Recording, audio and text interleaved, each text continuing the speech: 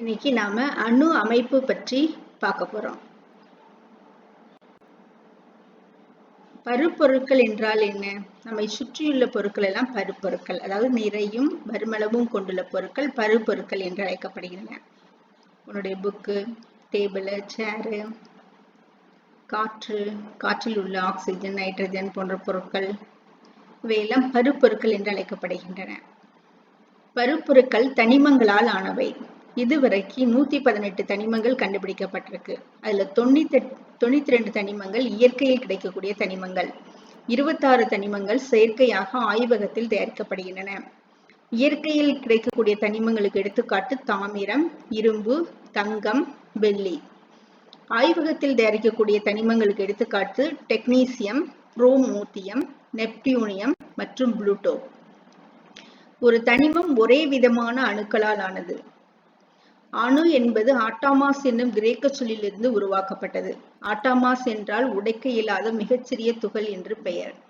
Democritus, கிரேக்க தத்துவ ஞானி டெமோக்ரிட்டஸ் அணுவை உடைக்க இயலாத மிகச்சிறிய துகள் என்று குறிப்பிட்டார். நம்ம ஔவையார் திருக்குறளின் பெருமையை பற்றி கூறும்போது, அணுவை துளைத்து 7 கடலை புகட்டி குறுக தரித்த குறள் என்று குறளை புகழ்ந்து பேசும்போது அணு என்ற வார்த்தையை பயன்படுத்தியிருக்கிறாரு.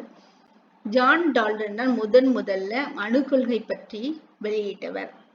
அடுத்து ஜே தாம்சன், ரூதர்போர்ட் போன்றவர்களும் அணுவை பற்றிய கொள்கையை வெளியிட்டனர். இப்ப டால்டனின் அணு கொள்கை பற்றி பார்ப்போம். டால்டனின் அணு கொள்கைப்படி அணு என்பது பிளக்க முடியாத மிகச்சிறிய துகள். ஒரே விதமான தனிமங்கள் ஒரே பண்புகளை பெற்றிருக்கும். ஹைட்ரஜனா எல்லா ஹைட்ரஜன் அணுக்களும் ஒரே விதமான பண்புகளை பெற்றிருக்கும். வெவ்வேறு விதமான தனிமங்களின் அணுக்கள் வெவ்வேறு விதமான பண்புகளை கொண்டிருக்கும். வெவ்வேறு விதமான தனிமங்கள் வடிவம், நிறை, பண்புகளில் வேறுபட்டிருக்கின்றன. இப்ப ஹைட்ரஜனின் நிறை 1, ஆக்சிஜனின் நிறை 16. அப்போ பண்புகளில் வெவ்வேறு தனிமங்கள் வேறுபட்டு காணப்படுகிறது. அணுவை ஆக்கவோ அழிக்கவோ முடியாது. அதாவது ஒரு அணுவிலிருந்து மற்றொரு அணுவை உருவாக்க முடியாது. அணுக்கள் ஒன்றிணைந்து மூலக்கூறுகள் உருவாகின்றன. இப்ப ஹைட்ரஜனும் ஆக்சிஜனும் இணைந்து நீர் மூலக்கூறை உருவாக்குகிறது. வேதி வினையில் ஈடுபடக்கூடிய மிகச்சிறிய துகள் அணு ஆகும். இப்ப ஹைட்ரஜன் என்பது ஒரு அணு, ஆக்சிஜன் என்பது ஒரு அணு. ஹைட்ரஜனும் ஆக்சிஜனும் சேர்ந்து நீர் மூலக்கூறை கொடுக்கிறது. இப்ப வேதிவினையில் பங்கு கொள்ளக்கூடிய மிகச்சிறிய துகள் அணு என்று அழைக்கப்படுகிறது. இதுதான் டால்டனுடைய அணு கொள்கைகள். டால்டன் வானியல் ஆராய்ச்சியையும் தன்னுடைய வானியல் ஆராய்ச்சியாளராகவும் இருந்தார்.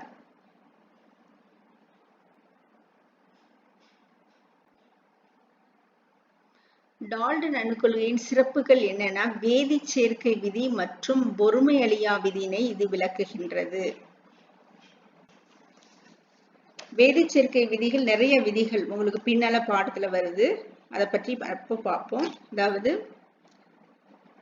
பொறுமை அழியா விதி, மாறா விகித விதி, பெருக்கல் விகித விதி, கேலுசாக்கின் பருமள விதி போன்றவை வேதி சேர்க்கை விதிகள். பொறுமை அழியா விதி என்பது நிறை மாறாமல் இருக்கும் பொழுது, அதாவது வினைபடு பொருட்களின் ஆற்றலை ஆக்கவோ அழிக்கவோ முடியாது. ஒரு வகை ஆற்றலை மற்றொரு வகை ஆற்றலாக மாற்ற முடியும், ஆற்றல் அழிவின்மை விதி. அதே மாதிரி பொருண்மையை வினைபடு பொருட்களின் பொருண்மையும் வினை விளைபொருட்களின் பொருண்மையும் சமமாக இருக்கும். அதாவது வினைபடு பொருட்களின் நிறையும் வினை விளைபொருட்களின் நிறையும் சமமாக இருக்கும் என்பது பொறுமை அழியா விதி. இதை டால்டன் அணுக்கொள்கை விளக்கியது. தனிமங்களின் மூலக்கூறுகள் மற்றும் சேர்மங்களின் மூலக்கூறுகளுக்கிடையான வேறுபாடுகளை எடுத்துரைத்தது. அதாவது ஒரு அணுவிற்கும் ஒரு மூலக்கூறுக்கும் உள்ள வேறுபாட்டினை அணுக்கொள்கை விளக்கியது. அணு என்பது ஒரே விதமான தனிகளால் ஆனது. தனிமம் என்பது ஒரே விதமான அணுக்களால் ஆனது. சேர்மங்கள் என்பவை வேறுபட்ட அணுக்களால் ஆனவை. இப்ப தனிம மூலக்கூறுக்கு எடுத்துக்காட்டு H2, சேர்ம மூலக்கூறுகளுக்கு எடுத்துக்காட்டு H2O. சேர்ம மூலக்கூறுல 2 அணு ஹைட்ரஜன், ஆக்சிஜன் இருக்கு. தனிம மூலக்கூறுல ஹைட்ரஜன் மட்டும் இருக்குது. டால்டனின் அணு கொள்கையினுடைய வரம்புகள். ஏன் டால்டன் அணுக்கை தோல்வி அடைஞ்சது? தனிமங்களை மாற்று தனிமமாக்கல் முறையில ஒரு தனிமத்தை மற்றொரு தனிமமாக மாற்ற முடியும் கண்டுபிடிக்கப்பட்ட பிறகு அணு என்பது பிளக்கக்கூடிய துகள் என்று கண்டறியப்பட்டது. இப்ப அணுக்கரு பிளவு வினை, அணுக்கரு இணைவு வினையின் கண்டுபிடிப்புக்கு பிறகு இந்த அணு என்பது பிளக்க முடியாத துகள் என்பது தவறு என்று கண்டுபிடிக்கப்பட்டது. இப்போ யுரேனியத்தை ஒரு நியூட்ரானால தாக்கணும்னா அது பேரியம் மற்றும் கிரிப்டான் என்ற 2 அணுக்களை கொடுக்கின்றது. ஹைட்ரஜனும் 2 ஹைட்ரஜன் சேர்ந்து ஒரு ஹீலியம் அணுவை அணுக்கரு இணைவு வினையில் உருவாக்குகின்றது. அப்ப ஹைட்ரஜனில் இருந்து ஹீலியத்தை உருவாக்க முடிகின்றது. அணுக்கரு இணைவு வினை எங்கு நடைபெறுகிறது? சூரியனில் நடைபெறுகின்றது. சூரியன்ல 2 ஹைட்ரஜன் இணைந்து ஹீலியம் அணுக்களை உருவாக்குகிறது. அப்பொழுது பெருமளவு ஆற்றல் வெளிப்படுகிறது. அதுதான் சூரிய ஒளியாக நம்மை வந்து அடைகின்றது. அணு என்பது பிளக்கக்கூடிய துகள் என்பது கண்டறியப்பட்டது. ஐசோடோப்புகள் கண்டுபிடிக்கப்பட்ட பிறகு ஒரே விதமான அணுக்கள் வெவ்வேறு அணுநிறைகளை பெற்றுள்ளன என்பது கண்டுபிடிக்கப்பட்டது. ஐசோடோப்பு குளோரின்ல 2 விதமான அணுக்கள் காணப்படுகிறது. குளோரின் 35, குளோரின் 37 நிறை கொண்ட 2 விதமான அணுக்கள் காணப்பட்டன. இப்ப ஒரே விதமான குளோரின் அணுவில் நிறை மாறுபட்டு இருக்குது. அதனால டால்டன் அணுக்கொள்கையின்படி ஒரே விதமான தனிமங்கள் ஒரே விதமான பண்புகளை கொண்டிருக்க வேண்டும். எனவே ஐசோடோப்பு கண்டுபிடிக்கப்பட்ட பிறகு டால்டனின் இந்த கொள்கையும் தோல்வியடைந்தது. ஐசோபார்கள் கண்டுபிடிக்கப்பட்ட பிறகு வெவ்வேறு தனிமங்கள் வெவ்வேறு விதமான பண்புகளை கொண்டிருக்க வேண்டும் என்று டால்டன் கூறினார். இப்ப கால்சியத்தின் நிறை 40 கிராம், ஆர்கானின் நிறையும் 40 கிராம். 2 வெவ்வேறு தனிமங்கள் ஆனா ஒரே அணு நிறையை பெற்றுள்ளன. அதனால டால்டனுடைய 3வது கொள்கையும் தோல்வியடைந்தது.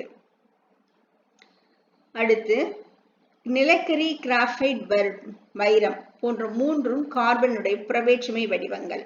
3லையுமே கார்பன் தான் இருக்கு. மிக கடினமான பொருள் வைரம். கிராஃபைட் நிலக்கரியும் நொறுங்கும் தன்மை கொண்டது. கிராஃபைட் மின்சாரத்தை கடத்தும். நிலக்கரியும் வைரமும் மின்சாரத்தை கடத்தாது. வைரம் ஒளிரும் தன்மை கொண்டது. நிலக்கரி ஒளிரும் தன்மையற்றது. கிராஃபைட் பளபளப்பானது. அப்போ இந்த 3மே வெவ்வேறு விதமான பண்புகளை கொண்டிருக்கிறது. ஆனால் ஒரே தனிமத்தின் அணுக்கள். டால்டன் அணுக்கொள்கையின்படி ஒரே விதமான தனிமங்கள் ஒரே விதமான பண்பை கொண்டிருக்க வேண்டும். இங்கு ஒரே விதமான அணுக்கள் வெவ்வேறு பண்புகளை கொண்டிருக்கின்றன. எனவே டால்டனின் கொள்கை தோல்வியடைந்தது. அடிப்படை துகள்கள். அணுக்கள்ல 3 அடிப்படை துகள்கள் காணப்படுகிறது. Proton, neutron, electron. முதல்ல எலக்ட்ரான் கண்டுபிடிக்கப்பட்டது. சர் வில்லியம் குரூக்ஸ் என்பவர் மின்னிறக்க குழாயை கண்டுபிடிச்சாரு. இந்த மின்னிறக்க குழாய் என்பது 2 மின்வாய்களுக்கு இடையே 2 மின்வாய்கள் பொருத்தப்பட்ட ஒரு மூடப்பட்ட ஒரு உலோக குழாய் தான் குரூக்ஸ் குழாய் என்று அழைக்கப்படுகிறது. 2 உலோக மின்வாய்களுக்கு இடைப்பட்ட பகுதியில் கண்ணிற்கு புலப்படும் வகையில் ஒளிக்கற்றை வெளிப்படுவதை சர் வில்லியம் குரூக்ஸ் என்பவர் கண்டுபிடிச்சாரு. இதுதான் குரூக்ஸ் குழாய். இதுல நேர்மின்வாய், எதிர்மின்வாய் 2 மின்வாய் இருக்கின்றது. உயர் மின்னழுத்தத்தை குறைந்த அளவு வாயு அழுத்தத்தில் செலுத்தும் பொழுது ஒளிர்கற்றைகள் உருவாவதை கண்டுபிடித்தாரு. இப்போ குரூக்ஸ் குழாயில ஒரு இரைப்பான் காணப்படுகிறது. இரைப்பான் உள்ளே இருக்கக்கூடிய வாயுவின் அழுத்தத்தை குறைக்க பயன்படுகிறது. உள்ள இருக்கக்கூடிய வாயுவெல்லாம் வெளியேற்றி உள்ள இருக்கக்கூடிய அழுத்தத்தை குறைக்க பயன்படுகிறது. எதிர்மின் வாயிலிருந்து இந்த ஒளிர் கதிர்கள் வெளிப்படுவதால் இவை கேத்தோடு கதிர்கள் என்று அழைக்கப்பட்டன. பின்பு இவை எலக்ட்ரான்கள் என்று அழைக்கப்பட்டன.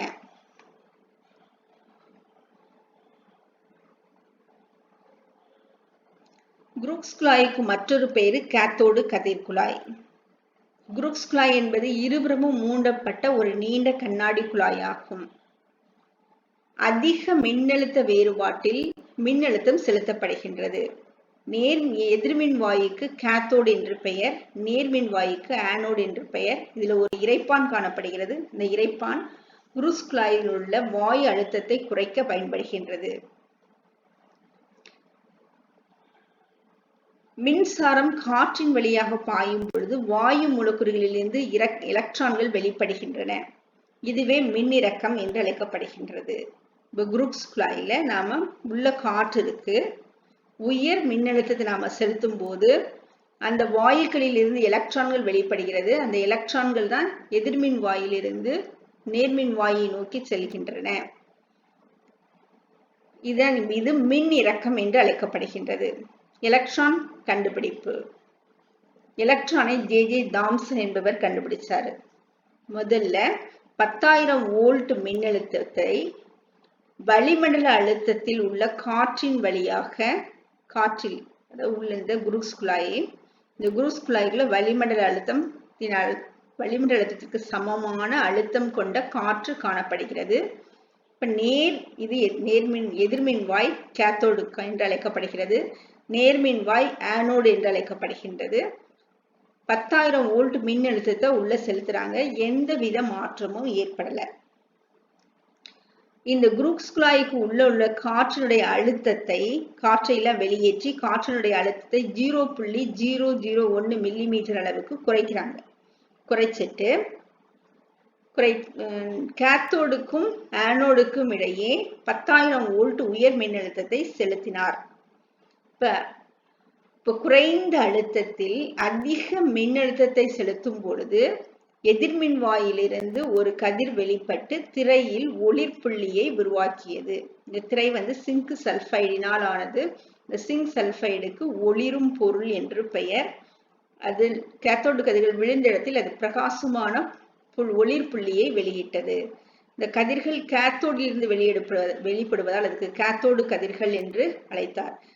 எதிர்மின் வாயிலிருந்து வெளியிடப்படுவதால் அது எதிர்மின் வாய் கதிர் என்று அழைக்கப்பட்டது. பிற்காலத்தில் அது எலக்ட்ரான்கள் என்று பெயரிடப்பட்டது.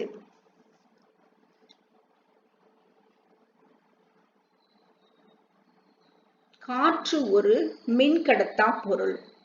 இப்போ கேத்தோடு கதிர்களுடைய பண்புகள் பற்றி பார்க்க போறோம். கேத்தோடு கதிர்கள் நேர்கோட்டில் பயணிக்கின்றன. கேத்தோடு கதிர்கள் துகள்களால் ஆனது. அந்த துகள்களுக்கு நிறையும் இயக்க ஆற்றலும் உண்டு. கேத்தோடு கதிர்கள் எதிர்மின் சுமை கொண்டிருக்கிறதுனால நேர்மின் வாயை நோக்கி விலகல் அடைகின்றன.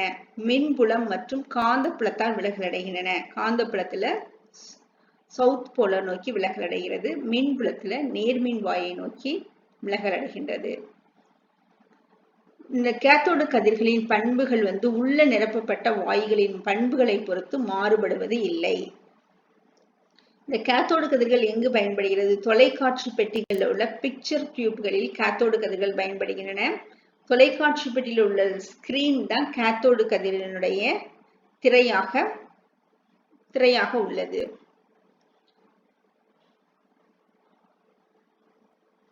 புரோட்டான்களின் கண்டுபிடிப்பு. புரோட்டான்களை கண்டுபிடிச்சவர் கோல்ஸ்டீன் என்ற அறிவியல் அறிஞர் ஆவார். இவர் துளையிடப்பட்ட எதிர்மின் வாயை பயன்படுத்தினார். ஜே தாம்சன் செய்த சோதனையை போலவே ஒரு சோதனையை செய்தார். ஆனா ஒரே ஒரு வேறுபாடு, ஜே தாம்சன் செய்த சோதனையில் கேத்தோடு துளையில்லாத உலோக வளையத்தை கேத்தோடாக பயன்படுத்தினார். கோல்ஸ்டீன் துளையுள்ள எதிர்மின் வாயினை பயன்படுத்தினார். அப்படி பயன்படுத்தும் போது எதிர்மின் வாயினுடைய பின்புறத்தில் சிவப்பு நிற ஒளிர்புள்ளிகள் தோன்றுவதை கண்டறிந்தார். இது எங்கிருந்து வந்தது? நேர்மின் வாயிலிருந்து வந்ததுனால இதற்கு நேர்மின் வாய் கதிர்கள் அல்லது ஆனோடு கதிர்கள் அல்லது கால்வாய் கதிர்கள் என பெயரிட்டார். இந்த நேர்மின் வாய் கதிர்கள் நேர்மின்னோட்டம் கொண்டவையாக இருந்தது. திரையை துத்தநாக சல்பைடு பூசப்பட்டுள்ளது. இது ஒளிர் புள்ளிகளை உருவாக்குகிறது. அதனால் இது ஒளிரும் பொருள் என்று அழைக்கப்பட்டது. ஆனோடு கதிர்களின் பண்புகள் யாவை? இதுதான் கோல்ஸ்டீன் பயன்படுத்திய குரூக்ஸ் குழாய். குரூக்ஸ் குழாய் என்பது 2 புறமும் மூடப்பட்ட ஒரு கண்ணாடி குழாய். அதுல ஒரு இறைப்பான், உள்ளே உள்ள காற்றின் அழுத்தத்தை குறைக்க ஒரு இறைப்பான் உள்ளது. கேத்தோடு ஆனோடு என்ற 2 நேர்மின் வாய்கள் உள்ளன. கேத்தோடு ஆனோடு என்று 2 மின் வாய்கள் உள்ளன. கேத்தோடு எதிர்மின் வாயாகும், ஆனோடு நேர்மின் வாயாகும். கேத்தோடுல துளையுடைய தகடுகள் பயன்படுத்தினார். இப்ப இப்ப நேர்மின்வாயிலிருந்து வருகின்ற கதிர்கள் கேத்தோடினுடைய துளையின் வழியாக சென்று அதன் பின்னால் உள்ள திரையில் ஒளிர்தலை ஏற்படுத்தியது. இந்த கதிர்கள் நேர்மின் வாயிலிருந்து வந்ததுனால இதற்கு நேர்மின் வாய் கதிர்கள் என்று அழைக்கப்பட்டன. பின்னால் அது புரோட்டான்கள் என்று அழைக்கப்பட்டது. ஆனோடு கதிர்களின் பண்புகள். ஆனோடு கதிர்கள் நேர்கூட்டில் செல்லும். ஆனோடு கதிர்கள் துகள்களால் ஆனவை. இவை நேர்மின் சுமையை கொண்டிருப்பதால் மின் மற்றும் காந்த புலத்தால் விலகலடைகிறது. மின் புலத்தில் எதிர்மின் வாயை நோக்கி விலகலடைகிறது. காந்த புலத்தில் வடதுருவத்தை நோக்கி விலகலடைகின்றது. எதிர்மின் வாயை நோக்கி நேர்மின்னூட்டம் கொண்டுள்ளதால் எதிர்மின் வாயை நோக்கி விலகலடைகிறது. நேர்மின்வாய் கதிர்களின் பண்புகள் உள்ளே உள்ள வாயுக்களின் தன்மையை சார்ந்தது. இப்போ உள்ள ஹைட்ரஜன் வாயு நிரப்பப்பட்டால் அந்த நேர்மின் துகள் H+ துகளாக இருக்கும். உள்ள சோடியம் வாயு நிரப்பப்பட்டால் அந்த துகள் Na+ அயனியாக இருக்கும். அந்த நேர்மின்வாய் கதிரில் உள்ள துகளின் நிறை உள்ள நிரப்பப்பட்டுள்ள வாயுவின் அணு நிறைக்கு சமமாக இருக்கும். நேர்மின் துகள்களுக்கு இந்த ஹைட்ரஜன் வாயுவை மின்னிறக்க குழாயில் எடுத்துக்கொள்ளும் போது பெறப்படும் நேர்மின் துகள்களுக்கு புரோட்டான்கள் என்று பெயர். ஏன்னா ஹைட்ரஜன்ல இருந்து ஒரு எலக்ட்ரான் தான் இருக்கு. அந்த ஒரு எலக்ட்ரானை நீக்கிட்டோம்னா ஒரே ஒரு புரோட்டான் மட்டும்தான் இருக்கும். அதனால அதற்கு புரோட்டான்கள் ஹைட்ரஜனை மின்னிறக்க குழாயில் பயன்படுத்தி உருவாக்கப்படும் நேர்மின் துகள்களுக்கு புரோட்டான்கள் என்று பெயர். அதற்கு இன்னொரு பேரு ஹைட்ரஜன் அயனி H+. நியூட்ரான் கண்டுபிடிப்பு. நியூட்ரானை ஜேம்ஸ் ஹார்ட்விக் என்ற அறிவியல் அறிஞர் கண்டுபிடிச்சாரு. நியூட்ரான்கள் இருப்பதை ரூதர்போர்ட் தன்னுடைய அணு மாதிரி சொல்லும் போதே புரோட்டானை போன்ற நிறையுடைய வேறு துகள்கள் அணுவின் உட்கருவில் இருக்க வேண்டும் என்று ரூதர்போர்ட் கூறினார். அந்த வேறு துகளை கண்டுபிடிச்சவர் தான் ஜேம்ஸ் ஹார்ட்விக். அந்த துகள் தான் நியூட்ரான். இது போரானை எப்படி ஹார்ட்விக் நியூட்ரானை கண்டுபிடிச்சார் அப்படின்னா, போரானினுடைய அணு எண் 5, போரானுடைய நிறை எண் 9. அதை ஒரு ஹீலியம் துகளால தாக்குறாரு. ஹீலியத்தினுடைய அணு எண் 2, நிறை எண் 4.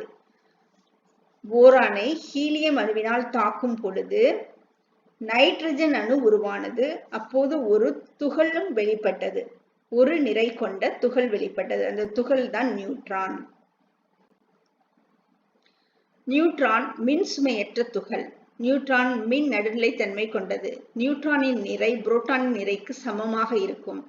நியூட்ரானின் நிறை 1.6 × 10⁻24 கிராம்.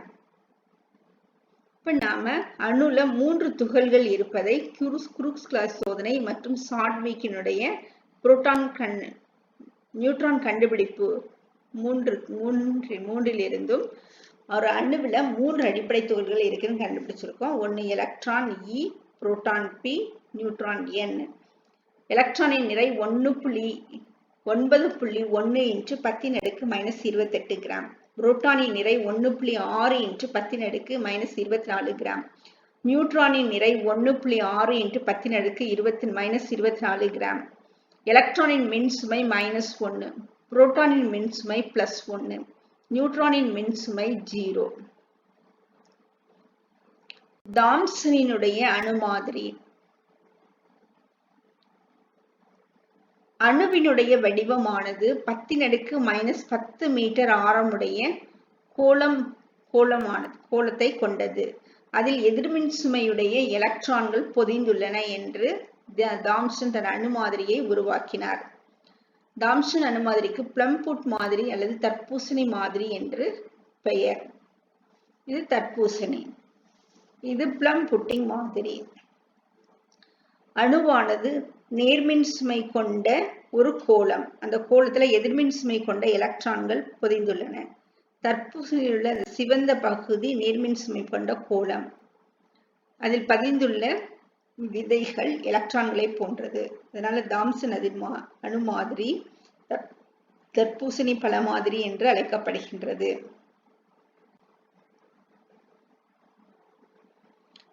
தாம்சன் அணு மாதிரியினுடைய வரம்புகள். நேர்மின்னோட்டம் கொண்ட கோளமும் எதிர்மின்னோட்டம் கொண்ட கோளமும் நேர்மின்னோட்டம் கொண்ட கோளமும் எதிர்மின்னோட்டம் கொண்ட எலக்ட்ரான்களும் இருப்பதனால அணு மின் நடுநிலைத்தன்மை கொண்டது என்று கூறினார்.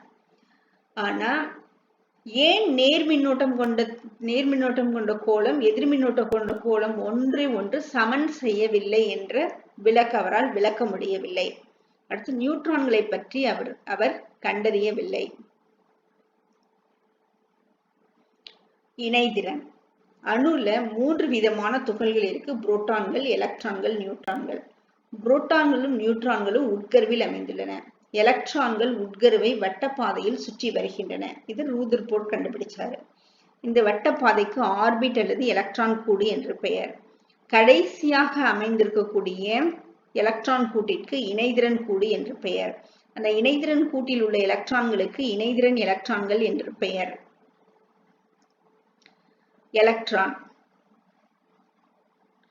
எலக்ட்ரான்கள் அணுவில் அமைந்துள்ள அமைவிற்கு எலக்ட்ரான் அமைப்பு என்று பெயர். உங்களுக்கு ஒரு எடுத்துக்காட்டு கொடுத்திருக்கிறாங்க. அணுவின் உட்கருவுல புரோட்டான்களும் நியூட்ரான்களும் காணப்படுகிறது. வட்டப்பாதையில் எலக்ட்ரான்கள் சுற்றி வருகின்றன. முதல் வட்டப்பாதையில் 2 எலக்ட்ரான் இருக்குது. 2வது வட்டப்பாதையில் 8 எலக்ட்ரான்கள் இருக்குது. 3வது வட்டப்பாதையில் 8 எலக்ட்ரான்கள் இருக்குது. இவ்வாறு அணு அதனுடைய எலக்ட்ரான் கூட்டில் அமைந்துள்ள முறைக்கு எலக்ட்ரான் அமைவு என்று பெயர்.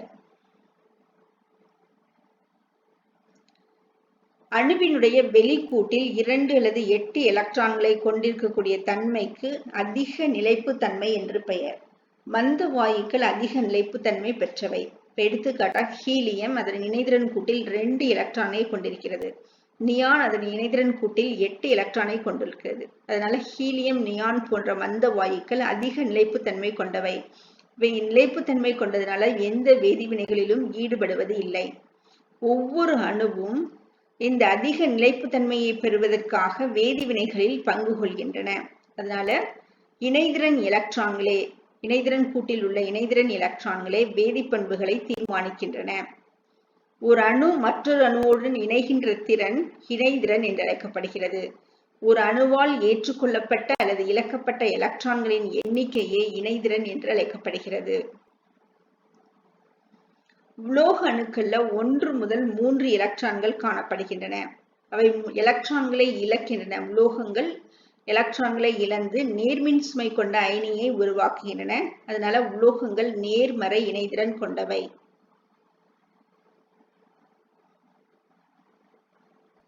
எடுத்துக்காட்டா சோடியம் அதன் வெளியாற்றல் மட்டத்தில் 1 எலக்ட்ரானை கொண்டிருக்கிறது.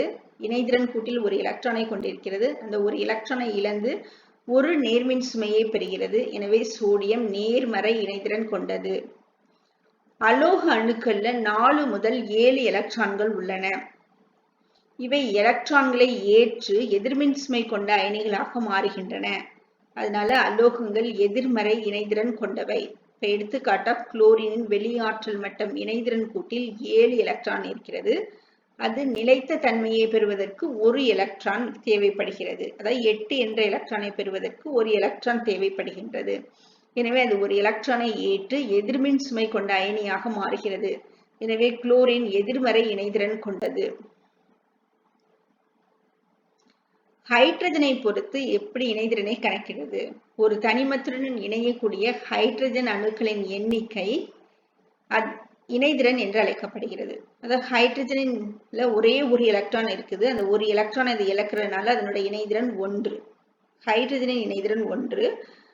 இப்போ ஒரு தனிமத்துடன் எத்தனை ஹைட்ரஜன் அணுக்கள் இணைந்துள்ளதோ அந்த அணுக்களின் எண்ணிக்கையே அந்த தனிமத்தின் இணைதிறன் என்று அழைக்கப்படுகிறது.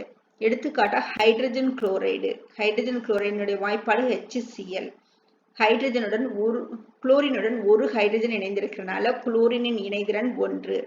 இப்ப நீர் மூலக்கூறு எடுத்துக்கிட்டோம்னா நீர் மூலக்கூறு H2O. ஆக்சிஜனுடன் 2 ஹைட்ரஜன் இணைந்திருக்கு. அதனால ஆக்சிஜனின் இணைதிறன் 2.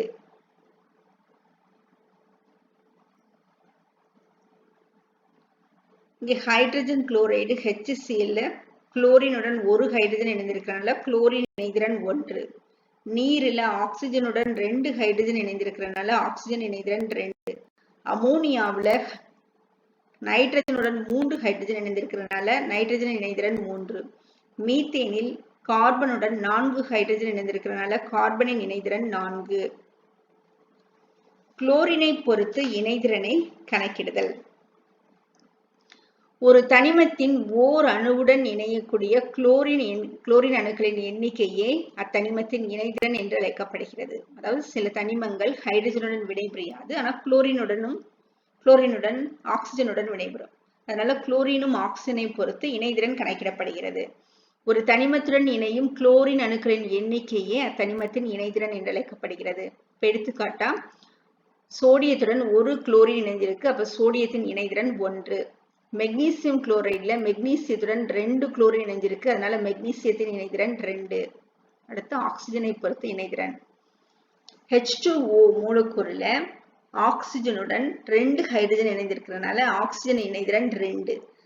அப்ப ஆக்சிஜனுடன் இணையும் அணுக்களின் எண்ணிக்கையை 2ஆல் பெருக்கினால் கிடைப்பது அத்தனிமத்தின் இணைதிறன் ஆகும். ஒரு ஆக்சிஜன் அணுவுடன் இணையக்கூடிய ஒரு தனிமத்துடன் இணையக்கூடிய ஆக்சிஜன் அணுக்களின் எண்ணிக்கையை 2ஆல் பெருக்கினால் அத்தனிமத்தின் இணைதிறன் கிடைக்கும். இப்ப மெக்னீசியம் ஆக்சைடுல மெக்னீசியத்துடன் ஒரு ஆக்சிஜன் இணைஞ்சிருக்கு. அப்போ 1 2ஆல பெருக்கணும்னா 2. மெக்னீசியத்தின் இணைதிறன் 2. சில தனிமங்கள் மாறுபடும் இணைதிறன் கொண்டவை, அதாவது ஒன்றுக்கு மேற்பட்ட இணைதிறனை கொண்டுள்ளன. இப்ப எடுத்துக்காட்டா தாமிரம் ஆக்சிஜனுடன் வினைபுரிந்து cuprous oxide Cu2O cupric oxide CuO உருவாக்குகிறது. இப்ப குப்ரஸ் ஆக்சைடுல ஆக்சிஜனுடன் 2 தாமிரத்துடன் ஒரு ஆக்சிஜன் இணைஞ்சிருக்கு. ஒரு ஆக்சிஜன் இருக்கிறது, அப்போ 1 × 2 2. அப்ப 2 தாமிரத்துக்கு இணைதிறன் 2, அப்போ ஒரு தாமிரத்துக்கு இணைதிறன் 1. குப்ரிக் ஆக்சைடுல தாமிரத்துடன் ஒரு ஆக்சிஜன் இணைந்திருக்கிறது, அப்போ 1 2ஆல பெருக்கணும்னா 2, அப்ப தாமிரத்தின் இணைதிறன் 2. இப்ப குப்ரிக் ஆக்சைடில் தாமிரத்தின் இணைதிறன் 2, குப்ரஸ் ஆக்சைடில் தாமிரத்தின் இணைதிறன் 1. இவ்வாறு மாறுபடும் இணைதிறன்களை சில தனிமங்கள் கொண்டிருக்கின்றன, அதாவது இடைநிலை தனிமங்கள். தனிம வரிசை அட்டவணையில இடைநிலை தனிமங்கள் மாறுபடும் இணைதிறனை கொண்டுள்ளன. இப்போ cuprous oxide cupric oxide. Cuprous ஆக்சைடுல ஆக்சிஜனினுடைய எண்ணிக்கை குறைவாக இருக்கிறது, அதனால அது அஸ் என்ற பின்னொட்டு சேர்க்கப்படுகிறது. ஆக்சிஜன் எண்ணிக்கையில்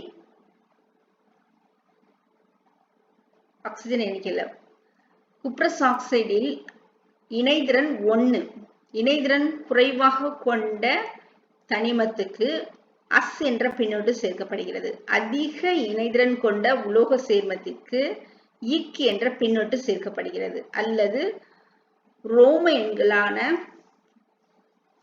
1 2 3 4 என்ற எண்கள் அதன் இணைதிறனை குறிக்க பயன்படுகின்றன. தாமிரம் Cu+ குறைந்த இணைதிறன் கொண்டிருக்கனால குப்ரஸ் என்று அழைக்கப்படுகிறது, அல்லது காப்பர் 1 என்று அழைக்கப்படுகிறது. Cu2+ அதிக இணைதிறன் கொண்டிருக்கு, அதனால குப்ரிக் அல்லது காப்பர் 2 என்று அழைக்கப்படுகிறது. இரும்பு Fe2+ குறைந்த இணைதிறன் கொண்டதனால ஃபெரஸ் அஸ் என்ற பின்னொட்டு சேர்க்கப்பட்டிருக்கு, இரும்பு 2 என்று அழைக்கப்படுகிறது. Fe3+ அதிக இணைதிறன் கொண்டதனால இக் என்ற பின்னொட்டு சேர்க்கப்பட்டு ஃபெரிக் என்று அழைக்கப்படுகிறது, இரும்பு 3 என்று அழைக்கப்படுகிறது. H+ குறைந்த இணைதிறன் கொண்டதனால அஸ் என்ற பின்னொட்டு சேர்க்கப்பட்டு மெர்குரஸ் என்று அழைக்கப்படுகிறது, அல்லது மெர்க்குரி 1 என்று அழைக்கப்படுகிறது. Hg2+ அதிக இணைதிறன் கொண்டது, அதனால மெர்க்குரிக் என்று அழைக்கப்படுகிறது, அல்லது மெர்க்குரி 2 என்று அழைக்கப்படுகிறது. டின்னில் உள்ள Sn2+ என்பது குறைந்த இணைதிறன், அதனால அஸ் என்ற பின்னொட்டு சேர்க்கப்பட்டு ஸ்டானஸ் என்று அழைக்கப்படுகிறது, டின் 2 என்று அழைக்கப்படுகிறது. Sn4+ என்பது அதிக இணைதிறன் கொண்டிருக்கனால ஸ்டானிக் இக் என்ற பின்னொட்டு சேர்க்கப்படுகிறது, அல்லது டின் 4 என்று அழைக்கப்படுகிறது. அயனிகள் ஒரு அணு எலக்ட்ரானை ஏற்பதால் எலக்ட்ரான்களின் எண்ணிக்கை அதிகரிக்கிறது. அதாவது எதிர்மின் சுமை அதிகரிக்கின்றது. எனவே எலக்ட்ரான்களை ஏற்பதால் எதிர்மின் அயனி உருவாகின்றது. எலக்ட்ரான்களை இழப்பதால் ஒரு அணுவில் புரோட்டான்களின் எண்ணிக்கை அதிகரிக்கின்றது. அதாவது நேர்மின் சுமை அதிகரிக்கின்றது. அதனால நேர்மின் சுமை பெறுகின்றது. நேர்மின் சுமை மற்றும் எதிர்மின் சுமை கொண்ட அணுக்களுக்கு அயனிகள் என்று பெயர். இழக்கப்பட்ட எலக்ட்ரான்களின் எண்ணிக்கையானது அந்த தனிமத்தின் நேர்குறியுடன் அத்தனிமத்தின் குறியீட்டின் மேற்புறத்தில் குறிக்கப்படுகிறது. இப்ப சோடியம் Na+ என்று குறிக்கப்படுகிறது. சோடியம் என்பது குறியீட்டினுடைய மேற்புறத்தில் பிளஸ் குறியீடு குறிக்கப்படுகிறது. கால்சியத்தின் இணைதிறன் 2. கால்சியம் நேர் இணைதிறன் கொண்டது 2. இப்ப Ca2+ என்று அழைக்கப்படுகிறது. இழக்கப்பட்ட எலக்ட்ரான்களின் எண்ணிக்கை நேர்குறியுடன் குறியீட்டின் மேற்புறத்தில் குறிக்கப்படுகின்றது. அதே மாதிரி ஏற்கப்பட்ட எலக்ட்ரான்களின் எண்ணிக்கை எதிர்குறியுடன் தனிமத்தின் குறியீட்டின் மேற்புறத்தில் குறிக்கப்படுகிறது. இப்ப குளோரினின் இணைதிறன் இணைதிறன் -1, Cl-1 குறிக்கப்படுகிறது. ஆக்சிஜனின் இணைதிறன் 2, எதிர்மறை இணைதிறன் 2. இப்ப ஆக்சிஜன் O2- என்று குறிக்கப்படுகிறது. அயனிகள் 2 வகைப்படும். நேர் அயனி, எதிர் அயனி. ஒரு அணுவானது ஒரு அணு அல்லது அணுக்களின் தொகுப்பானது ஒன்றுக்கு மேற்பட்ட எலக்ட்ரான்களை இழப்பதால் நேர்மின் சுமை பெறுகிறது.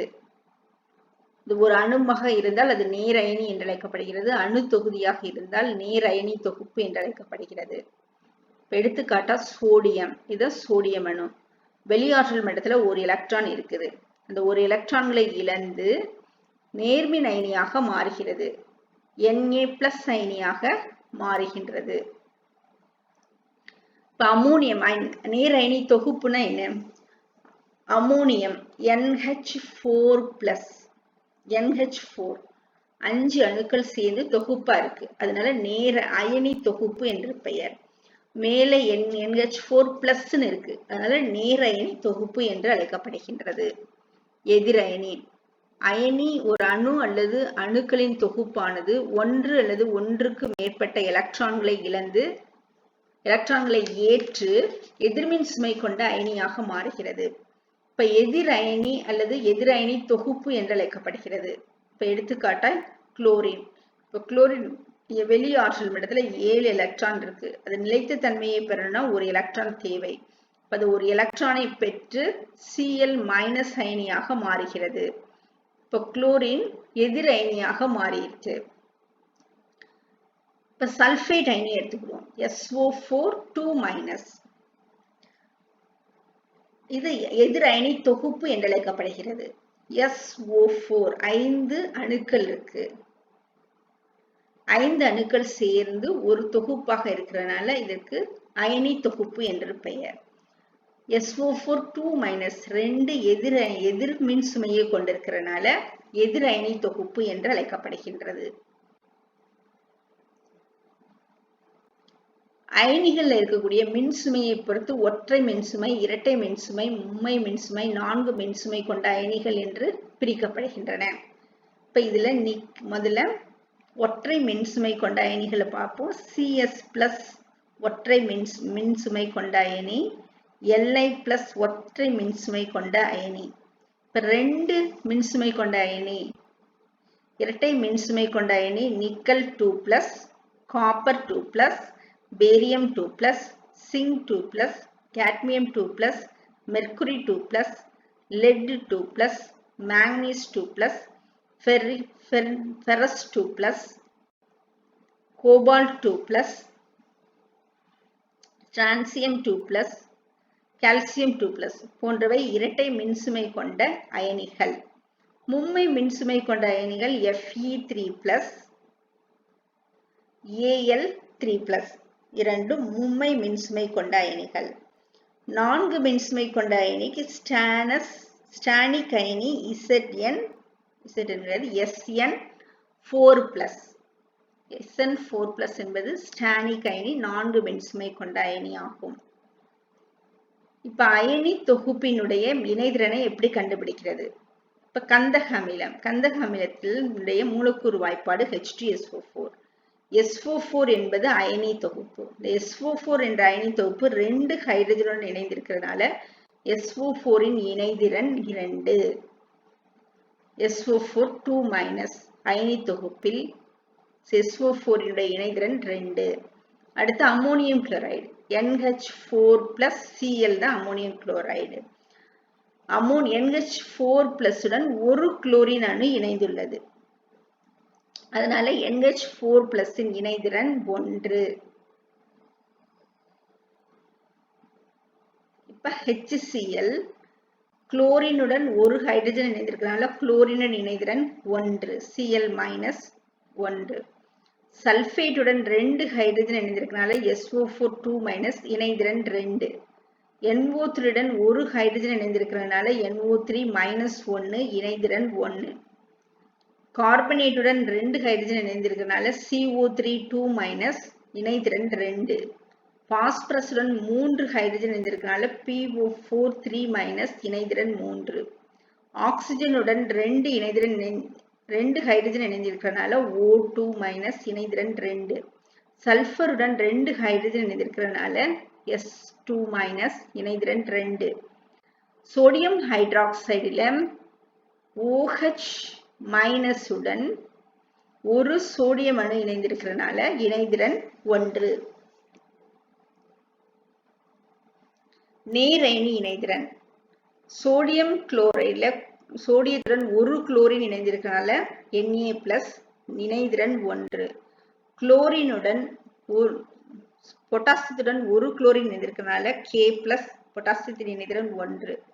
அமோனியத்துடன் NH4 என்ற அயனி தொகுப்பு அமோனியம். இந்த அமோனியத்துடன் ஒரு குளோரின் இணைந்திருக்கிறதுனால அமோனியம் அயனியினுடைய இணைதிறன் 1 NH4+ இணைதிறன் 1. மெக்னீசியத்துடன் 2 குளோரின் இணைந்திருக்கிறதுனால Mg2+ இணைதிறன் 2. கால்சியம் குளோரைடில் கால்சியத்துடன் 2 குளோரின் இணைந்திருக்கிறதுனால Ca2+ இணைதிறன் 2. அலுமினியத்துடன் 3 குளோரின் இணைந்திருக்கிறதுனால Al3+ இணைதிறன் 3. மூலக்கூறு வாய்ப்பாடு அல்லது வேதியியல் வாய்ப்பாடு என்றால் என்ன? ஒரு மூலக்கூறை குறிக்கக்கூடிய எளிய முறைக்கு வேதியியல் வாய்ப்பாடு என்று பெயர். ஒரு மூலக்கூறில் எத்தனை அணுக்களின் உள்ளன என்பதை குறிப்பதுதான் மூலக்கூறு வாய்ப்பாடு. இப்ப இந்த மூலக்கூறு வாய்ப்பாடை எப்படி எழுதுறது? நேரயனியின் குறியீட இடப்புறத்திலையும் எதிரயனி குறியீட வலப்புறத்திலையும் எழுதணும். ஒரு வேதியியல் வாய்ப்பாடு எழுதும் போது வேதியியல் சேர்மத்துல உள்ள நேரயனிய இடது பக்கத்திலும் எதிரயனிய வலது பக்கத்திலும் எழுதணும். அந்த அயனிகளின் இணைதிறன்களை குறியீட்டுக்கு மேற்புறத்தில் எழுதணும். நேரயனினா பிளஸ் மேல எழுதணும், எதிரயனினா மைனஸ் என்று பிளஸ் மைனஸ் குறியீடுகளை எழுத வேண்டிய அவசியம் இல்லை. இணைதிறன்களை மட்டும் தனிமங்களின் குறியீட்டின் மேல் எழுதணும். அடுத்து இணைதிறன்களை சுருக்கணும். இப்போ கால்சியம் ஆக்சைடு எடுத்துக்கிடுவோம். கால்சியத்தின் இணைதிறன் 2, ஆக்சிஜன் இணைதிறன் 2. 2ஐயும் 2ஆல வகுத்தோம்னா 1 1 ஆகிரும். இந்த மாதிரி சுருங்கிய விகிதத்தினை உருவாக்க வேண்டும். அடுத்து தனிமம் அல்லது அயனியின் இணைதிறனை இடமாற்றம் செய்ய வேண்டும். இணைதிறன்களை தனிமங்களின் மேல் எழுதணும் இல்லையா? இப்ப இடமாற்றி தனிமங்களுக்கு கீழே எழுதணும். ஒரு எடுத்துக்காட்டை பார்ப்போம். கால்சியம் குளோரைடு நேரயனியை முதல்ல எழுதணும். கால்சியம் நேரயனி, குளோரின் எதிரயனி இரண்டாவது எழுதிட்டோம். அடுத்து இணைதிறன்களை மேல் எழுதணும். கால்சியத்தின் இணைதிறன் 2 மேல் எழுதியிருக்கோம், குளோரின் இணைதிறன் 1 மேல் எழுதியிருக்கிறோம். அடுத்து இணைதிறன்களை இடமாற்றி எழுதணும். கால்சியத்துல குளோரின்ல இருக்க 1 கால்சியத்துக்கு கீழே எழுதணும். 1 வந்தா எழுத வேண்டிய அவசியம் இல்லை, அதனால எழுதல. கால்சியத்தின் இணைதிறன் 2, அதை குளோரினுக்கு கீழே எழுதியிருக்கோம் Cl2. இப்ப கால்சியத்தின் மூலக்கூறு வாய்ப்பாடு CaCl2. இப்ப இங்க சில தனிமங்கள் கொடுத்திருக்கு. மெக்னீசியம் குளோரைடு, மெக்னீசியத்தின் குறியீடு Mg, அதான் நேரயனி, அதனால முதல்ல எழுதணும். குளோரைடு எதிரணி ரெண்டாவது எழுதணும் Cl. மெக்னீசியத்தின் இணைதிறன் 2, குளோரினின் இணைதிறன் 1. ரெண்டையும் இடமாற்றி எழுதணும். அதனால MgCl2. மெக்னீசியத்தில் உள்ள 2 குளோரினுக்கு வந்துடுது Cl2ன்னு சொல்லி. அடுத்து சோடியம் ஹைட்ராக்சைடு. சோடியத்தின் குறியீடு Na, நேர் அயனியை முதல்ல எழுதிட்டோம். ஹைட்ராக்சைடின் குறியீடு OH, இது எதிர் அயனி ரெண்டாவது எழுதிட்டோம். ரெண்டுக்குமே இணைதிறன் 1, அதனால எழுத வேண்டிய அவசியம் இல்லை. இடமாற்றி எழுதும் போது 1 1 வரும், எழுத வேண்டியதில்லை. NaOH. கால்சியம் ஆக்சைடின் இணைதிறன். கால்சியத்தின் குறியீடு Ca, ஆக்சைடின் குறியீடு O. ரெண்டுக்குமே இணைதிறன் 2 மேல் எழுதியிருக்கோம். 2 2ஆல வகுத்தோன்னா 1 1ன்னு வந்துடும். 1 வந்ததுனால எழுத வேண்டிய அவசியம் இல்லை. அதனால கால்சியம் ஆக்சைடின் குறியீடு CaO. Aluminium sulphate. அலுமினியத்தின் குறியீடு Al, நேர் அயனி முதல்ல எழுதிட்டோம். சல்பேட்டின் குறியீடு SO4 2SO4, அது ரெண்டாவது எழுதிட்டோம். அலுமினியத்தின் இணைதிறன் 3, சல்பேட்டின் இணைதிறன் 2. ரெண்டையும் இடமாற்றி எழுதணும். அலுமினியத்துக்குரிய 2 சல்பேட்டுக்கு எழுதணும்.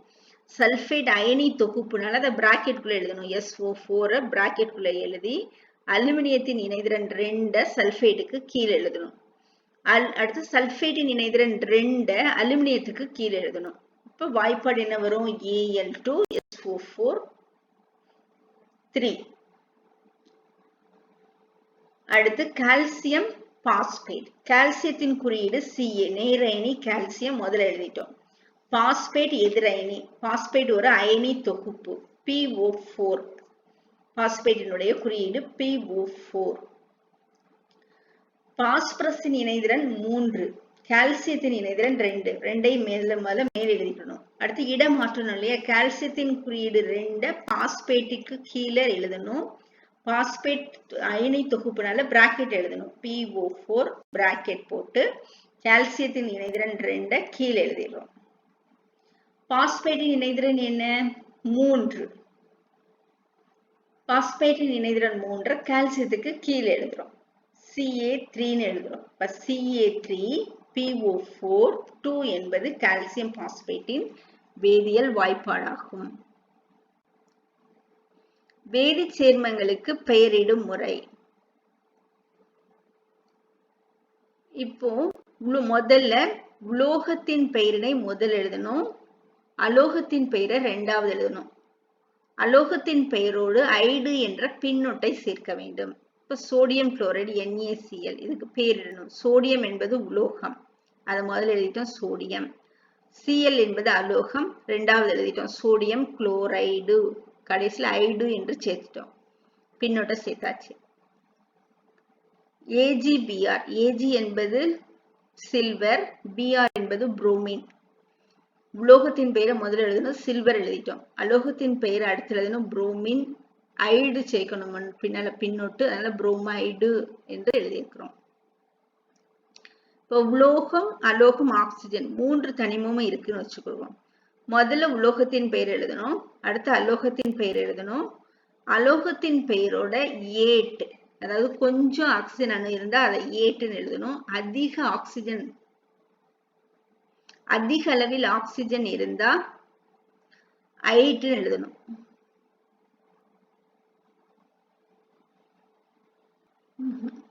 அதிக அளவு ஆக்சிஜன் இருந்தா ஏட் என்ற பின்னொட்டை சேர்க்கணும். குறைந்த அளவு ஆக்சிஜன் இருந்தா ஐட் என்ற பின்னொட்டை சேர்க்கணும். இப்ப எடுத்துக்காட்டா Na2SO4. Na2 என்பது Na என்பது சோடியம், உலோகத்தை முதல்ல எழுதிட்டோம். அடுத்து SO4 இருக்குது, அலோகம். இதுல SO4 வந்து சல்பேட் அயனி, இது அதிக ஆக்சிஜன் கொண்டது. சல்பேட் அயனியில 2 ஆக்சிஜன், 2 சல்பர் ஆக்சைடு அயனியில 2 இருக்கு, SO3 SO4. இப்ப SO4 தான் அதிக ஆக்சிஜன் கொண்டதுனால சல்பேட் பேட் என்ற பின்னொட்டை சேர்த்துக்கிறோம். அடுத்து NaNO2. Na என்பது சோடியம், உலோகம், அதை முதல்ல எழுதிட்டோம். அடுத்து அலோகத்தை அலோக ஆக்சைடு எழுதுறோம், NO2. அலோக ஆக்சைடு 2 இருக்குது, நைட்ரஜனுடைய அலோக ஆக்சைடுகள் 2, NO3 NO2. இப்போ NO2 என்பது குறைந்த அளவு ஆக்சிஜனை கொண்டிருக்கு. அதனால ஐட் என்ற பின்னோட சேர்க்கணும், நைட்ரைட் என்று சேர்த்திருக்கிறோம். ரெண்டுமே அலோகமா இருந்தா என்ன செய்யறது? அலோகத்துக்கு முன்னால மோனோ டை ட்ரை டெட்ரா பென்டா என்ற எழுத்தை நாம சேர்க்கணும், என்ற முன்னோட்டை சேர்க்கணும். மோனோ டை ட்ரை டெட்ரா பென்டா என்ற முன்னோட்டை சேர்க்கணும். இப்போ SO2 சல்ஃபரும் அலோகம், ஆக்சிஜனும் அலோகம். இப்போ இங்க சல்ஃபர் 1 தான் இருக்கு, அதனால சல்ஃபர் எழுதிருக்கோம். ரெண்டாவதுல ஆக்சிஜன் 2 இருக்கு, di oxide sulphur di oxide எழுதுறோம். நைட்ரஜனும் ஆக்சிஜனும் அலோகம். நைட்ரஜன் 2 இருக்கனால டை நைட்ரஜன் எழுதுறோம், ஆக்சிஜன் 5 இருக்கனால பென்டாக்சைடுன்னு எழுதுறோம். சரியா? அடுத்து SO3. இப்ப இதுக்கு நம்ம பேரிடணும். சல்ஃபர் ரெண்டுமே அலோகம், அதனால முதல்ல சல்ஃபர் எழுதிக்கிறோம். ஆக்சிஜன் 3 ஆக்சிஜனால ட்ரை என்ற முன்னோட சேர்த்து சல்ஃபர் ட்ரை ஆக்சைடுன்னு சேர்க்கிறோம். அடுத்து Na2SO3. Na என்பது சோடியம், Na என்பது சோடியம். SO3 என்பது Na என்பது உலோகம், அதனால சோடியம் முன்னால எழுதிடுறோம். அடுத்தது அலோக ஆக்சைடு இருக்குது, சல்ஃபர் ஆக்சைடேஷன் 3 ஆக்சிஜன் இருக்குது. SO3 SO4 என்று 2 விதமான சல்ஃபர் ஆக்சைடுகள் இருக்கு. இதுல குறைந்த அளவு ஆக்சிஜன் இருக்கனால சல்பைட் ஐட் என்ற பின்னோடு சேர்க்கப்படுகிறது, சோடியம் சல்பைட். அடுத்து பாஸ்பரஸ் PCl5. ரெண்டுமே அலோகம், பாஸ்பரஸும் அலோகம், குளோரினும் அலோகம். அதனால முதல்ல பாஸ்பரஸ் 1 தான் இருக்கனால பாஸ்பரஸ் எழுதிட்டோம். குளோரின்ல 5 இருக்கிறதுனால பாஸ்பரஸ் பெண்டா குளோரைடு என்று எழுதுறோம். கால்சியம் குளோரைடு, கால்சியம் உலோகம், அதனால முதல்ல எழுதிட்டோம். குளோரின் அலோகம் ரெண்டாவது எழுதி ஐடு என்ற பின்னோட சேர்க்கணும், கால்சியம் குளோரைடு. அடுத்து சோடியம் NaNO3. சோடியம் என்பது உலோகம், அதனால முதல்ல சோடியத்தை எழுதிடுறோம். நைட்ரேட் அயனியில இதுல நைட்ரஜன் ஆக்சைடுல 2 ஆக்சைடுகள் இருக்கு, NO2 NO3. இந்த ஆக்சிஜன் அதிக அளவு இருக்கனால நைட்ரேட் என்ற பின்னோட்டை சேர்க்கணும், சோடியம் நைட்ரேட். அடுத்து BaO. Ba என்பது உலோகம், அதனால பேரியம் எழுதிட்டோம். ஆக்சிஜன் ரெண்டாவது இருக்கிறது ஆக்சிஜன், ஐடு என்ற பின்னோட சேர்க்கணும், பேரியம் ஆக்சைடு என்று எழுதணும். வேதி சமன்பாடு. இப்ப வேதி சமன்பாடு என்பது ஒரு வேதி வினையை குறியீடுகள் வாய்ப்பாடுகள் வடிவில் எழுதுவதுதான் வேதி சமன்பாடு என்று அழைக்கப்படுகிறது. வேதி சமன்பாடு எழுதுறதுக்கு நமக்கு வினைபடு பொருட்களும் வினை விளை பொருட்களும் தேவை. வினைபடு பொருள்னா என்ன? ஒரு வினையில் ஈடுபடக்கூடிய பொருட்கள் வினைபடு பொருட்கள் என்று அழைக்கப்படுகின்றன. ஒரு வினையில் உருவாகக்கூடிய பொருட்கள் வினை விளை பொருட்கள் என்று அழைக்கப்படுகின்றன. ஒரு சமன்பாட்டை எப்படி எழுதுறதுன்னு பார்ப்போம். முதல்ல வினைபடு பொருட்களை இடைப்புறத்தில் எழுதணும். ஒன்றுக்கு மேற்பட்ட வினைபடுக்கள் பொருட்கள் இருந்ததுன்னா அது இடையில பிளஸ் குறியிடணும். அடுத்து அம்பு குறியிடணும். வினைபடு பொருட்கள் எழுதின பிறகு அம்பு குறியிடணும். அடுத்து அம்புக்குறிக்கு வலது புறத்துல வினை விளை பொருட்களினுடைய குறியீடுகளையும் வாய்ப்பாடுகளையும் எழுதணும். ஒன்றுக்கு மேற்பட்ட வினைபடு பொருட்கள் இருந்ததுன்னா இடையில பிளஸ் குறியீடு எழுதணும். இப்ப H2 plus O2 gives H2O. இப்ப வினைபடு பொருள் வந்து ஹைட்ரஜனும் ஆக்சிஜனும் ஒன்றுக்கு மேற்பட்ட வினைபடு பொருட்கள் இருக்கனால H2க்கு இடையில ஒரு H2க்கும் O2க்கும் இடையில பிளஸ் போடுறோம். H2 plus O2 எழுதிட்டு அடுத்து அம்புக்குறி போடுறோம், gives அம்புக்குறி போட்டுட்டு வலது புறத்துல உருவாகிற பொருள் இருந்து நீர் H2O எழுதுறோம். ஒரு பொருள் இருந்தனால H2O மட்டும் எழுதிட்டோம். இப்ப இந்த வாய்ப்பாடு பாருங்க, Mg plus H2SO4 gives MgSO4 plus H2O. வினைபடு பொருட்கள் 2 இருக்கு, மெக்னீசியமும் சல்பூரிக் அமிலமும். அதனால 2 குறியீடையும் எழுதிட்டு அதுக்கிடையில பிளஸ் குறியீடு போட்டிருக்கோம். வினைபடு பொருட்களை அடுத்து அம்புக்குறி போட்டிருக்கோம். அடுத்து வினை விளைபொருட்கள் 2 இருக்குது. 2ஐயும் MgSO4 + H2O எழுதியிருக்கோம். 2க்கு இடையில பிளஸ் குறியீடு எழுதியிருக்கோம். அடுத்து வினை படுபொருளோ வினை விளைபொருளோ வாயுவாக இருந்தால் மேல் நோக்கிய குறியீடு எழுதணும். வீழ்வடிவாக இருந்தால் கீழ் நோக்கிய குறியீடு எழுதணும். இப்போ வெள்ளி நைட்ரேட் எடுத்துக்கிறோம். வெள்ளி நைட்ரேட்டின் குறியீடு AgNO3. அடுத்து சோடியம் குளோரைடு எடுக்கிறோம். NaCl. ரெண்டும் வினைபடு NaGNO3 + சோடியம் குளோரைடு 2 வினைபடு பொருள். அதுக்கடுத்து ஒரு கிவ்ஸ் போடுறோம். வினை விளைபொருள் என்னது? AgCl + NaNO3. இப்ப AgCl வீழ்வடிவாக கிடைக்குது. அதனால அதை கீழ் நோக்கி அம்புக்குறி போடணும். AgClக்கு அடுத்து கீழ் நோக்கி அம்புக்குறி போடுறோம். NaNO3 கரைசல கரைஞ்சி திரவமாக இருக்கு. அதனால அம்புக்குறி எதுவும் போட வேண்டியது இல்லை. இப்ப வேதி சமன்பாட்டை சமன் செய்தல். வேதி சமன்பாட்டை சமன் செய்தல் என்றால் என்ன? வினைபடு பொருட்களில் உள்ள தனிமங்களின் எண்ணிக்கையும் வினை விளை பொருட்களில் உள்ள தனிமங்களின் அணுக்களின் எண்ணிக்கையும் சமமாக செய்தல் தான் வேதி சமன்பாட்டை சமன் செய்தல் என்று அழைக்கப்படுகிறது. வினைபடு பொருட்களில் உள்ள தனிமங்களின் அணுக்களின் எண்ணிக்கையும் வினை விளை பொருட்களின் தனிமங்களின் அணுக்களின் எண்ணிக்கையும் சமமாக கொண்ட சமன்பாடு வேதி சமன் செய்யப்பட்ட சமன்பாடு என்று அழைக்கப்படுகிறது. இப்ப வேதி சமன்பாடை எப்படி சமன் செய்யறன்னு பாக்குறோம். முதல்ல ஒரு தனிமம் 2 புறமும் எத்தனை தடவை வந்திருக்குன்னு பாக்குறோம்.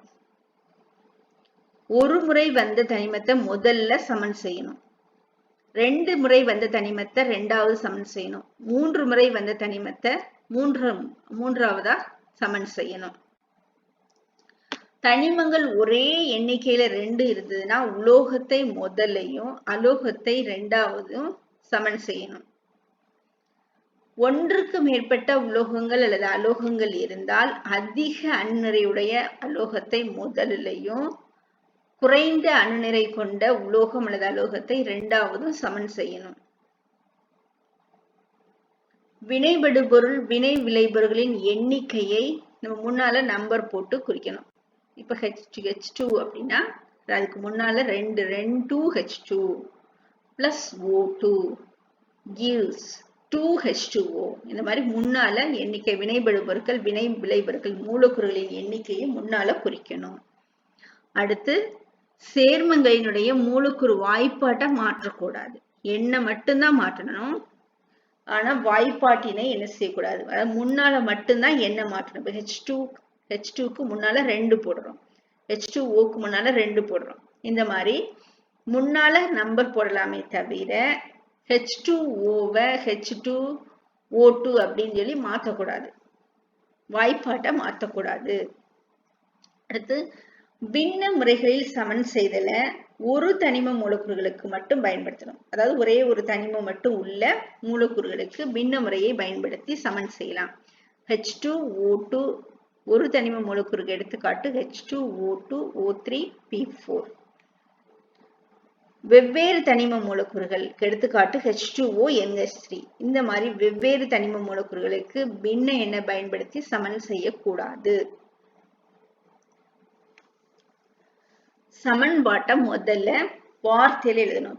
இப்ப எப்படி ஒரு சமன்பாட்டை எழுதுறது? முதல்ல வார்த்தையில் எழுதணும். ஹைட்ரஜனும் ஆக்சிஜனும் வினைபட்டு நீரினை கொடுக்கின்றது. ஹைட்ரஜனும் ஆக்சிஜனும் வினைபடு பொருட்கள். இந்த வினைபடு பொருட்கள் எழுதி இடையில பிளஸ் குறி போட்டிருக்கோம். அடுத்து gives போட்டிருக்கோம். விளைபொருள் நீரை எழுதியிருக்கிறோம். இப்ப ஹைட்ரஜனின் குறியீடு H2, ஆக்சிஜனின் குறியீடு O2, நீரின் குறியீடு H2O. இது முற்றுப்பெறா சமன்பாடு என்று அழைக்கப்படுகிறது. ஏன் முற்றுப்பெறா சமன்பாடு என்று அழைக்கப்படுகிறதுனா வினைபடு பொருட்களில் உள்ள அணுக்களின் எண்ணிக்கையும் வினை விளைபொருட்களில் உள்ள அணுக்களின் எண்ணிக்கையும் சமமாக இல்லை. H2 இங்கே 2 ஹைட்ரஜன் இருக்கு, இங்கே 2 ஹைட்ரஜன் இருக்கு, இங்க 2 ஆக்சிஜன் இருக்கு, ஆனா இங்க ஒரு ஆக்சிஜன் தான் இருக்கு. இவ்வாறு சமன் செய்யப்படாமல் அணுக்களின் எண்ணிக்கை சமன் செய்யப்படாமல் இருந்தால் அதற்கு முற்றுப்பெறா சமன்பாடு என்று பெயர்.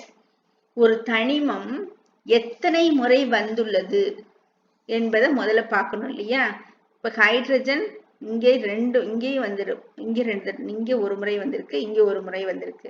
ஆக்சிஜன் இங்க ஒரு முறை வந்திருக்கு, இங்க ஒரு முறை வந்திருக்கு.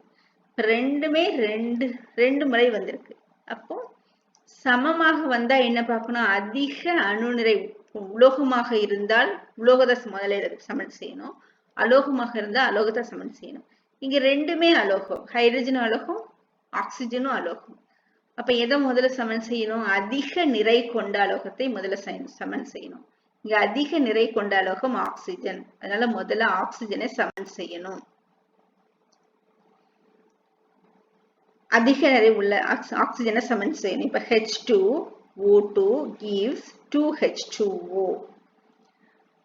ஆக்சிஜன் இங்க எத்தனை ஆக்சிஜன் இருக்கு? 2 ஆக்சிஜன் இருக்கு. அப்ப இங்கேயும் 2 ஆக்சிஜன் வரணும். அதனால முன்னால 2 போடுறோம். முன்னாலதான் நம்பர் போடணும், வாய்ப்பாட மாத்தக்கூடாது. முன்னால 2 போட்டோமா, அப்ப 2னா இங்க 2 ஆக்சிஜன் வந்துருச்சு, இங்கேயும் 2 ஆக்சிஜன் வந்துருச்சு. இப்ப ஹைட்ரஜனை பார்க்க போறோம். இப்ப ஹைட்ரஜனை பார்ப்போம். இங்கே 2 2 4 ஹைட்ரஜன் இருக்கு, இங்க 2 ஹைட்ரஜன் தான் இருக்கு. இப்ப இங்கே 4 ஹைட்ரஜன் வரணும்னா என்ன செய்யணும்? முன்னால 2 போடணும். இப்ப இங்க முன்னால 2 போட்டோம். இப்ப 2H2O plus O2 gives 2H2O. இப்ப திரும்ப பார்ப்போம். இங்கே 4 ஹைட்ரஜன், இங்கே 4 ஹைட்ரஜன், இங்க 2 ஆக்சிஜன், இங்கே முன்னால 2 இருக்குன்னா 2 ஆக்சிஜன். இப்ப சமன்பாடு சமன் செய்யப்பட்டுருச்சு. இப்ப சமன் செய்யப்பட்ட சமன்பாட்டுல இருந்து நம்மளுக்கு என்னெல்லாம் தெரியும்? வினைபடு பொருட்களினுடைய பெயர், குறியீடு, மூலக்கூறு வாய்ப்பாடு ஆகியவற்றை நாம கண்டுபிடிக்க முடிகின்றது. மூலக்கூறுகளின் எண்ணிக்கை, எத்தனை மூலக்கூறுகள்? இப்ப 2H2 அப்படின்னா 2 ஹைட்ரஜன் மூலக்கூறு அதுல வேதிவினையில ஈடுபடுதுன்னு தெரிஞ்சுக்கிறோம். மூலக்கூறுகளின் எண்ணிக்கையை கண்டுபிடிக்கிறோம். பெயர் என்பது ஹைட்ரஜன், குறியீடு என்பது H2. மூலக்கூறு வாய்ப்பாடு H2O, நீரினுடைய மூலக்கூறு வாய்ப்பாடு H2O என்பதை நாம வினை சமன் செய்யப்பட்ட சமன்பாட்டில இருந்து தெரிஞ்சு கொள்றோம். அடுத்து இயற்பியல் நிலைமை. இப்ப ஹைட்ரஜன் வாயு, அதை கேஸ் அப்படி ஜின்னு சொல்லி குறிக்கிறோம். கேஸ் வாயு நிலையில இருக்கனால ஜின்னு சொல்லி குறிக்கிறோம். அடுத்து O2 ஆக்சிஜன், அதுவும் கேஸ், அதனால ஜின்னு குறிக்கிறோம். உருவாக்குற விளைபொருள் என்னது? H2O நீர், திரவம். வாயு நிலையில் இருந்தால் நீராவியாக இருந்தால் ஜின்னு குறிக்கணும். தண்ணீர் திரவ நிலையாக்கு குளிர்விச்சு திரவ நிலைக்கு கொண்டு வந்துட்டோம்னா எல், லிக்யூட், எல்ன்னு சொல்லி போடுறோம். அப்போ ஒரு வினைபடு பொருள் வினை விளைபொருளின் இயற்பியல் நிலைமையை நாம தெரிந்து கொள்ள முடிகிறது. திண்மம்னா எஸ், சாலிட்னு போடணும். இப்ப சோடியம் குளோரினுடன் வினைபட்டு சோடியம் குளோரைடை குறிக்கிறது. சோடியம் திண்மம் எஸ், குளோரின் வாயு ஜி, சோடியம் குளோரைடு உப்பு, திண்மம் எஸ். அப்போ ஒரு வினைபடு பொருளினுடைய இயற்பியல் நிலையை நம்ம சமன்பாட்டில இருந்து தெரிஞ்சு கொள்றோம். அடுத்து சமன்பாட்டுல இப்ப வெப்பம் கொள்வினை என்றால் அந்த எவ்வளவு வெப்பத்தை அது எடுத்துக்கொள்கிறது -ΔHல குறிக்கிறோம். வெப்பத்தை உமிழ்ந்ததுன்னா +ΔHன்னு எழுதணும். எவ்வளவு வெப்பத்தை விழுது? H என்பது உமிழப்படும் வெப்ப ஆற்றலை குறிக்கும். இப்போ ஒரு வேதிவினையில் எவ்வளவு வெப்பம் உமிழப்படுகிறது அல்லது எவ்வளவு வெப்பம் உட்கவரப்படுகிறதுன்றதை தெரிஞ்சு கொள்றோம். அடுத்து ஒரு வேதிவினை நிகழ எவ்வளவு வெப்பநிலை தேவை, எவ்வளவு வளிமண்டல அழுத்தம் தேவை, என்ன வினையூக்கிகளை பயன்படுத்துறோன்றதை தெரிஞ்சு கொள்றோம். இப்ப எடுத்துக்காட்டா எண்ணெய வனஸ்பதியாக டால்டாவாக மாற்றணும்னா நாம நிக்கல் வினையூக்கிய பயன்படுத்துறோம். கேபர் முறையில ஹைட்ரஜனையும் வினைப்படுத்தி அமோனியா உருவாக்கணும்னா இரும்பு வினையூக்கியாக நாம பயன்படுத்துறோம்.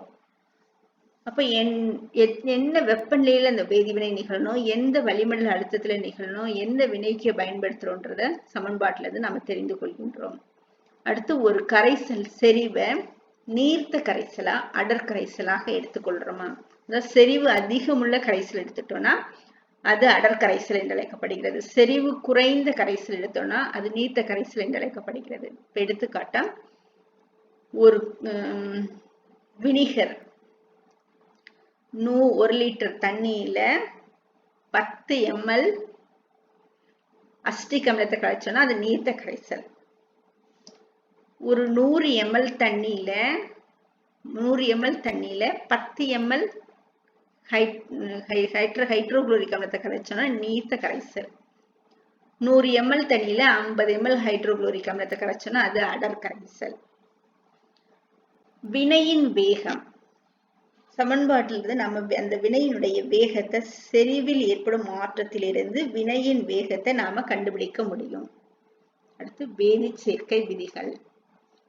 பொருண்மை அழியா விதி. வேதிச் சேர்க்கை விதிகள் 4 வகைப்படும். பொருண்மை அழியா விதி, மாறா விகித விதி, பெருக்கல் விகித விதி, கேலுசாக்கின் பருமன் இணைப்பு விதி. முதல்ல பொருண்மை அழியா விதி பற்றி பார்ப்போம். பொருண்மை அழியா விதியை கண்டுபிடிச்சவர் லவாய்சியர். ஒரு வேதிவினை உருவாகும் போது உருவாகும் வினை விளைபொருட்களின் மொத்த நிறையானது வினைபடு பொருட்களின் மொத்த நிறைக்கு சமமாக இருக்கும். இதுதான் பொருண்மை அழியா விதி. அதாவது நிறையை ஆக்கவோ அழிக்கவோ முடியாது. வினைபடு பொருட்களினுடைய மொத்த நிறையும் வினை விளை பொருட்களினுடைய மொத்த நிறையும் சமமாக இருக்கும். இதுதான் பொருண்மை அழியா விதி என்று அழைக்கப்படுகிறது. இப்போ ஒரு குடுவையில பனிக்கடி துண்டுகள் எடுத்துக்கோம். அந்த பனிக்கட்டி துண்டுகளுடைய நிறைய குடுவையை மூடிடுறோம். மூடிட்டு அந்த குடுவையினுடைய நிறைய கண்டுபிடிக்கிறோம். கொஞ்ச நேரம் அப்படியே அந்த குடுவையை வச்சிடுறோம். பனிக்கட்டி துண்டெல்லாம் உருகி நீராயிருச்சு. நீரான பிறகு அதனுடைய நிறைய கண்டுபிடிக்கிறோம். அதனுடைய நிறை எப்படி இருக்கு? அதே அளவு சமமாக இருக்கு. பனிக்கட்டி துண்டினுடைய நிறையும் நீரினுடைய நிறையும் சமமாக இருக்குது. இப்ப வினைபடு பொருளினுடைய நிறையும் வினை விளை பொருளினுடைய மொத்த நிறையும் சமமாக இருக்கும் தான் பொருண்மை என்பதுதான் பொருண்மை அழியா விதியாகும். இப்போ அமோனியா உருவாதல் வினைக்கு ஹேபர் முறை என்று பெயர். ஹேபர் முறையில நைட்ரஜன் ஹைட்ரஜனுடன் வினைபட்டு அமோனியாவை உருவாக்குகிறது. நைட்ரஜனுடைய நிறை 28 கிராம். 3 ஹைட்ரஜனினுடைய நிறை 6 கிராம். ஒரு நைட்ரஜன் நிறை 14 கிராம். 2 நைட்ரஜனின் நிறை 28 கிராம். ஒரு ஹைட்ரஜனின் நிறை 1 கிராம். H2 வாய்ப்பாடுனால 1 × 2 2. 3 ஹைட்ரஜன் மூலக்கூறு வினைபடுறதுனால ஹைட்ரஜன் மூலக்கூறு H2வினுடைய நிறை 2. 3 × 2 6 கிராம். இங்கே 2 × 2 நைட்ரஜன் 2NH3 வாய்ப்பாடு. நைட்ரஜனின் நிறை 14. ஹைட்ரஜனின் நிறை 3 ஹைட்ரஜன் இருக்குன்னா 3 14 3 17. இங்க முன்னால நம்பர் 2 இருக்குனால 2 17 34 கிராம். 28 கிராமையும் 6 கிராமையும் கூட்டினா 34 கிராம். இப்ப வினைபடு பொருளின் நிறையும் 34 கிராம். வினை விளை பொருளின் நிறையும் 34 கிராம். மாதிரி ஒரு வேதிவினையில் ஈடுபடும் பொருட்களின் நிறையும் விளை பொருட்களின் நிறையும் சமமாக இருக்கும் என்பதுதான் பொருண்மை அழியா விதியாகும். பொருண்மை அழியா விதியை நிரூபிக்க இன்னொரு சோதனை செய்யறோம். பேரியம் குளோரைடு கரைசலையும் சோடியம் சல்பேட் கரைசலையும் எடுத்துக்கிறோம். இந்த படத்தை பாருங்க. சோடியம் சல்பேட் கரைசலை குடுவையில எடுத்திருக்கிறோம். 5% பேரியம் குளோரைடு கரைசலை ஆய்வு குழாயில எடுத்துட்டோம். குடுவைய ரப்பர் கார்க்க வச்சு மூடியாச்சு. இந்த பேரியம் குளோரைடு கலக்காம ஒரு நூல்ல கட்டி நாம ஆய்வு குழாயை தொங்க விட்டுருக்கோம். இப்ப பேரியம் குளோரைடு சோடியம் சல்பேடு கலக்கல. இப்ப குடுவையினுடைய நிறைய கண்டுபிடிக்கணும். பிறகு குடுவை நிறை கண்டுபிடிச்ச பிறகு குடுவையை சாய்ச்சி பேரியம் குளோரைடு கரைசலும் சோடியம் சல்பேட் கரைசலும் ஒன்றோடு ஒன்று கலக்க செய்யணும். அப்ப வேதிவினை நிகழும்.